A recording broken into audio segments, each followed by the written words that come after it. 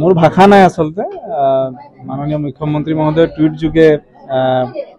অসমবাসী ৰাইজক অৱগত কৰিছে মন্ত্ৰীসভাৰ সম্প্ৰসাৰণ কৰিবলৈ গৈ আছে আৰু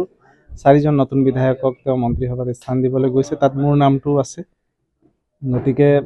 মোৰ ভাষা নাই মাননীয় মুখ্যমন্ত্ৰী মহোদয়ে মোৰ ওপৰত যিখিনি বিশ্বাস আৰু আস্থা দেখুৱাইছে তাৰ বাবে মই তেখেতক বহুত বহুত ধন্যবাদ জনাইছো মই ভাৰতীয় জনতা পাৰ্টিৰ সমগ্ৰ নেতৃত্ব সকলোকে বহুত বহুত ধন্যবাদ জনাইছো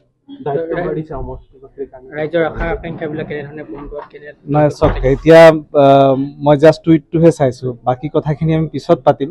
মই ইমিডিয়েট ৰিएक्शन ইমানে দিম বাকিখিনি পিছত পাতিম আমি